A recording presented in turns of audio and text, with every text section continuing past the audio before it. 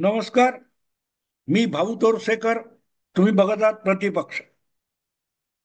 मित्रांनो, 2च दिवसापूर्वी भाजपच्या एका महत्वपूर्ण अशा नेत्याची माझी भेट झाली. चांगल्या गप्पा झाल्या आणि या गप्पाच्या ओघामध्ये अर्थातच आता महाराष्ट्रात होऊ घातलेल्या स्थानिक स्वराज्य संस्थांच्या निवडणुका आणि बिहारच्या निवडणुका हा विषय न आला असता तर नवले. साधी गोष्ट असते, एक पत्रकार किंवा दीर्घकाळ पत्रकारितात काम केलेला माणूस आणि निदान 3-4 दशक भाजपच्या राजकारणात वावरलेला आणि महत्वाच्या जबाबदाऱ्या पाडलेला एक नेता यांच्या भेटीगाठी झाल्या. तर तुमच्या घरी कुटुंबाचं कसं आहे, त्याच्या घरी काय झालं, अशा कौटुंबिक गप्पा मारणार नाही. देशात, जगात किंवा महाराष्ट्रात आणि त्याच्या पक्षामध्ये काय काय घटना घडतायत किंवा त्या संदर्भाने इतर काय घटना घडतायत याविषयी चर्चा होऊ शकते.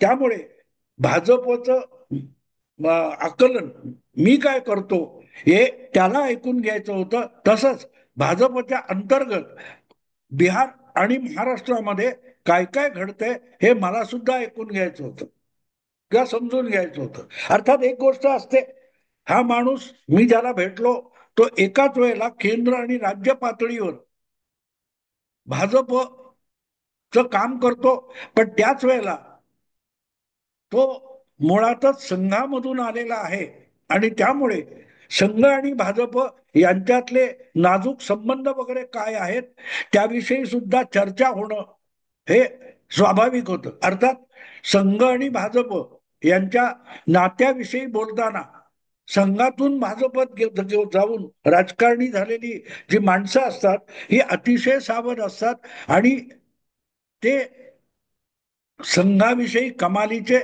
संवेदनशील असतात. त्यामुळे भाजपवर कुठची टीका टिप्पणी झाली तर त्यांना फिकीर नसते, पण संघ अडचणीत येईल असं ते काहीही बोलत नाहीत. ही गोष्ट आपण लक्षात घेतली पाहिजे. पण हे बोलत असताना एक गमतीशीर वाक्य या माणसाच्या तोंडी आलं, ज्याला मी भेटलो होतो त्याच्या तोंडी एक गमतीशीर वाक्य मला असं वाटलं की तो म्हणाला, भाजपला आता हरायची सवय लागली. मी चक्रावलो, हा काय बोलतोय असं. म्हणजे संघातून भाजपत गेलेला आणि त्यासाठी कुठल्याही मोठ्या पदाची सत्तेची अपेक्षा न बाळगणारा आणि भाजपच्या प्रत्येक विजयामध्ये, प्रत्येक लढाईमध्ये, संघर्षामध्ये महत्वाची जबाबदारी पार पाडणारा माणूस हा भाजपला पराभवाची सवय लागली असं का म्हणतो. कारण अलीकडच्या काळामध्ये आपण बघितलं, प्रामुख्याने नरेंद्र मोदी सत्तेत आल्यापासून गेल्या 11-12 वर्षामध्ये भाजप सहसा पराभूत झालाय असं दिसलं नाही.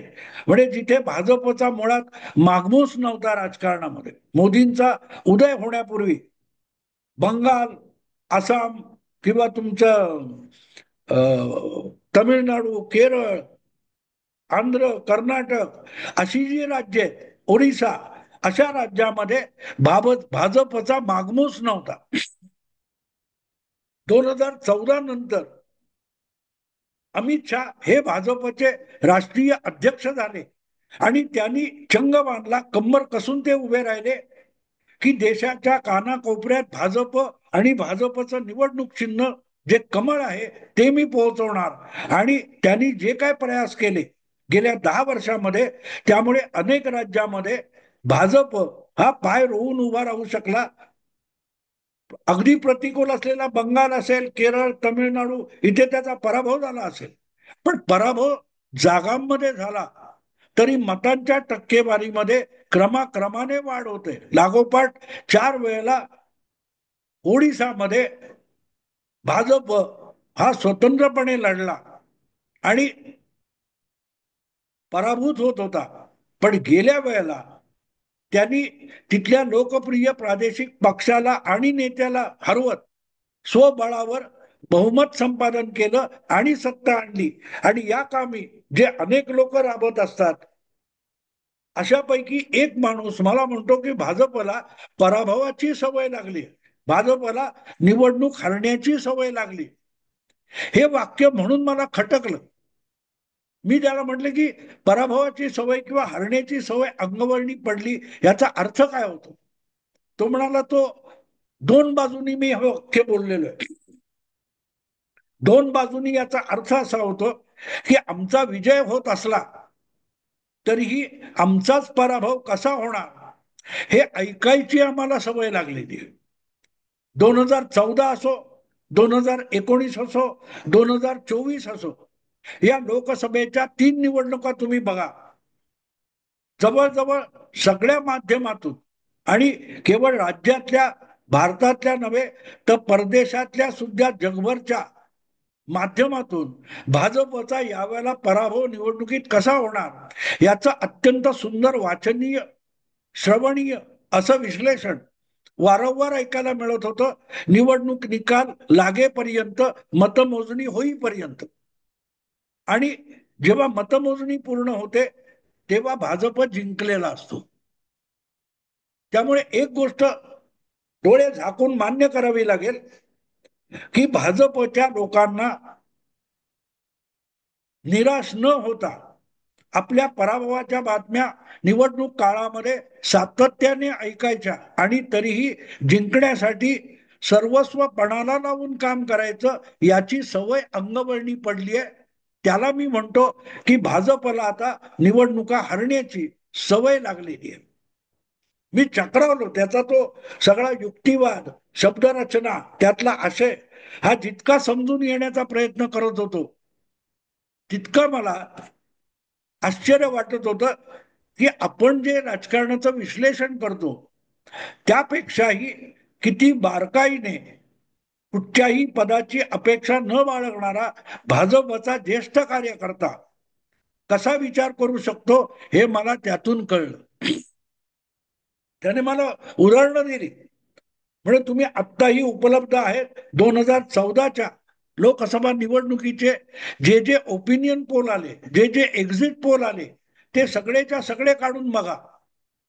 त्यात तुम्हाला दिसेल की भाजप बहुमत मिळवू शकत नाही. भाजप सोडा, भाजपने बनवलेली राष्ट्रीय लोकशाही आघाडी एनडीए हिला सुद्धा बहुमत मिळणार नाही आणि मोदी तर पंतप्रधान होऊच शकणार नाही याविषयी जवळजवळ जगभरच्या सगळ्या अभ्यासक आणि विश्लेषकांचं किंवा सेफॉलॉजिस्टचं एकमत होतं. पण प्रत्यक्षात जेव्हा निकाल लागले तेव्हा 8 लोकसभा निवडणुकीनंतर पहिल्यांदा एका पक्षाला सिंगल पार्टी बहुमत मिळालेलं आहे. मग हे सगळे अभ्यासक, सेफॉलॉजिस्ट हे मूर्ख होते का? तर अजिबात नाही. हा भाजपचा एक कार्यकर्ता मला समजवतोय की तो म्हणाला की हे सगळे विश्लेषक वगैरे म्हणजे भाऊ तुमच्यासारखा एखादा अपवाद होता की तुम्ही पुस्तक लिहून जेव्हा भाजपला सुद्धा गॅरंटी नव्हती अशा वेळेला भाजपला मोदी बहुमत देऊ शकतात हे मत व्यक्त केलं होतं. हा अंदाज व्यक्त केला होता पण तो फक्त अंदाज होता. त्याला कुठच्याही सर्वेच मतचाचणीचा आधार नव्हता आणि भाजपला सुद्धा संघाला सुद्धा सिंगल पार्टी मेजॉरिटी येण्याची कुठलीही खात्री नव्हती. त्यामुळे तुम्ही व्यक्त केला, भाऊ तोरसेकरनी व्यक्त केला, तो सुद्धा अंदाज होता. त्याच्यावर विसंबून कल्पना विश्वात उड्या मारणं भाजपला संघाला शक्य नव्हतं. पण ते काढून बघा, एवढं एवढं रान उठवलेलं होतं. पण एनडीएला सुद्धा बहुमत मिळणार नाही. मग मोदी सारखा एक लोकप्रिय चेहरा मैदानात उतरून उपयोग काय? अशी निराशा कुठल्याही पक्षाच्या कार्यकर्त्यांच्या मनामध्ये पसरली तर नवल नाही. पण संघाने किंवा भाजपने प्रत्येक प्रमुख कार्यकर्त्यांच्या बैठकांमध्ये अभ्यास वर्गामध्ये एक गोष्ट कार्यकर्त्याच्या मनात ठसवली होती, मा फलेषु कदाचन. फळाची अपेक्षा करायची नाही. आपण जे उद्दिष्ट आहे, आपलं जे ध्येय आहे त्याच्या पूर्तीसाठी राबत राहायचं, कष्ट करत राहायचे. हे ठरवूनच 2014च्या निवडणुकीत आम्ही उतरलेले होतो आणि आमच्या पराभवाच्या ज्या बातम्या रंगवल्या जात होत्या त्या ऐकत ऐकत निवडणुकीच्या मतमोजणीच्या दिवसापर्यंत आम्ही राबत राहिलो.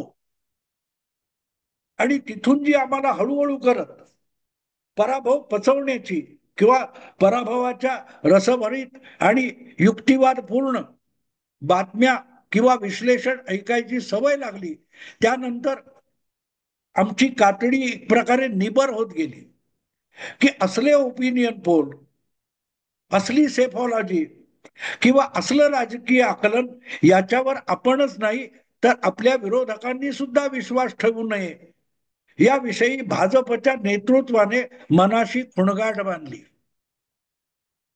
की एक वेळ विरोधी पक्षांनी आपल्यावर केलेल्या आरोपावर विश्वास ठेवावा, पण माध्यमातून जे राजकीय विश्लेषण चालतं, जे ओपिनियन पोलचे आकडे आणले जातात, सांगितले जातात, त्यावर विसंबून आपलं राजकारण करायचं नाही ही भाजपने खुणगाठ बांधली.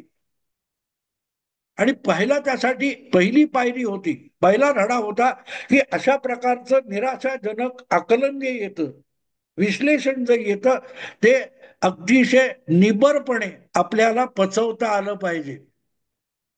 आपण त्यामुळे प्रभावित व्हायचं नाही, उलट त्यांनी जो पराभवाचा आराखडा आपल्या समोर मांडलाय त्यावर मात कशी करता येईल, त्यात आपण कुठे कमी पडतोय असं सांगितले का, तर तिथे आपण कमी पडणार नाही यासाठी प्रयत्नशील राहायचं. आणि म्हणूनच आपल्या हरण्याच्या बातम्या, आपल्या पराभवाच्या बातम्या पचवण्याची सवय लावली पाहिजे, हा पहिला धडा होता. आणि आता त्याला 10-11 वर्ष होऊन गेले. भाजपने मोदींना पंतप्रधान पदाचा उमेदवार केल्यानंतर पहिल्या वर्षामध्ये म्हणजे लोकसभेचा 2014चा निकाल लागेपर्यंत जर पहिला धडा काय घेतला असेल आणि पहिली शिकवण काय घेतली असेल तर पराभवाचा हलकल्लोळ चारी बाजूने होणार आहे. त्यांनी डगमगून न जाता आपल्या उद्दिष्टाच्या दिशेने ठामपणे वाटचाल करत राहायचं. ज्या दिवशी निकाल लागेल तेव्हा काय होतं ते सत्य असतं, त्याच्या आधी असतात ती सगळी वर्णनं असतात, ती कल्पना रम्य असू शकतात, खोटी असू शकतात. आणि म्हणून 2014च्या निवडणुकीपासून भारतीय जनता पक्षाने किंवा त्याच्या प्रमुख पदावर बसलेल्या किंवा नेतृत्व म्हणून काम करणाऱ्या, निर्णय प्रक्रियेमध्ये सहभागी होणाऱ्यांनी कानाला खडा लावला की आपल्याला प्रत्येक निवडणुकीत जाताना आपल्या पराभवाचं आकलन निमूटपणे ऐकायचे, त्याच्याशी वाद करायचा नाही. उलट जो आपल्या पराभवाची भाकीत आणि भविष्य वर्तवित असतो त्याच्याकडून आपण कुठे कमी पडतोय हे समजून घ्यायचं आणि त्यामध्ये थोडी जरी वास्तविकता असेल तर ती त्रुटी भरून काढण्यासाठी ताबडतोबीने परत कंबर कसून कामाला लागायचं जिथे आवश्यक आहे. आणि ह्याचा हे जे त्यांनी सांगितलं त्याचा पहिलं माझ्यासमोर जे उदाहरण आहे की 2024च्या लोकसभा निवडणुकीत भाजपला जो दणका बसला, महाराष्ट्रामध्ये भाजप 23 खासदारांवरून 9 खासदारांपर्यंत खाली घसरला, 14 जागा भाजपच्या कमी झाल्या. अशा परिस्थितीमध्ये भाजपने अवघ्या 4 महिन्यामध्ये जो आपल्यामध्ये बदल करून घेतला, आपण कुठे कमी पडतोय. आणि तुम्हाला आठवत असेल तर त्यावेळेला देवेंद्र फडणवीसांनी पराभवाची जबाबदारी स्वीकारून राजीनामा द्यायची घोषणा केलेली होती. मी आता पक्ष संघटनेत काम करतो, पण संघाने असेल किंवा भाजपने असेल, फडणवीसांची ती अपेक्षा धुडकावून लावली. उपमुख्यमंत्री राहा, पक्षाचंही काम करा आणि विधानसभेमध्ये पक्षाला परत नवी उभारी आणून देणं ही तुमची जबाबदारी आहे. म्हणून फडणवीसांना परत जोमाने कामाला लागण्याचा आदेश दिला होता. तेव्हाही परत लोकसभेच्या निकालापासून विधानसभेच्या मतदान आणि निकालापर्यंत काय प्रकारच्या बातम्या येत होत्या, पराभवाचं सगळं वर्णन व्यवस्थित चालू होतं. आणि त्यावर भाजपने विश्वास ठेवला नाही.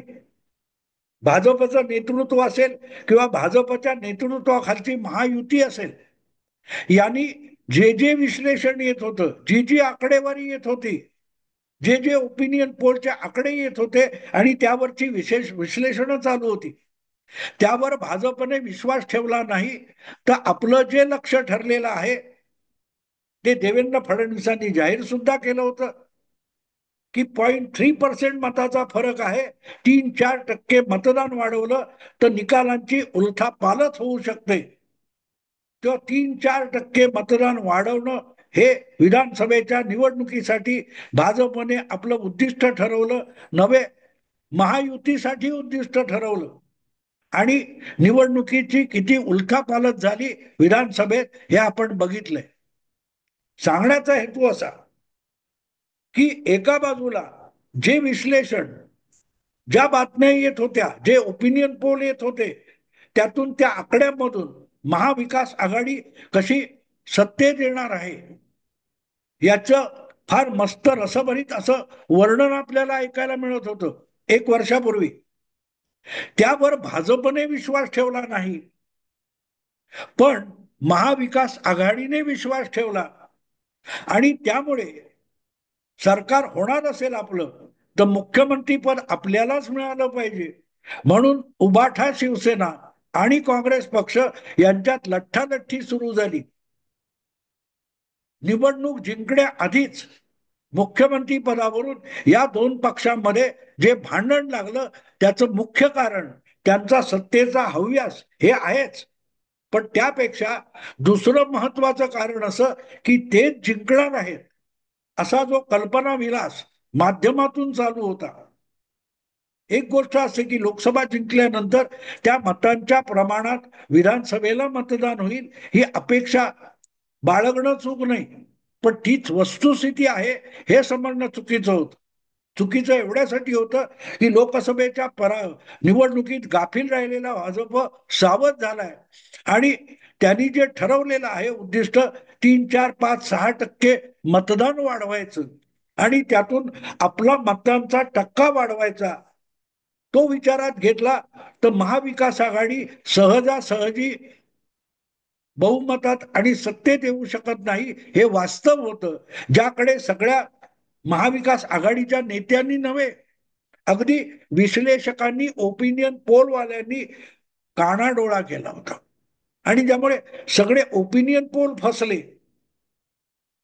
महाविकास आघाडीतले पक्ष फसले, त्यांची अक्षरशः धुळदाण झाली.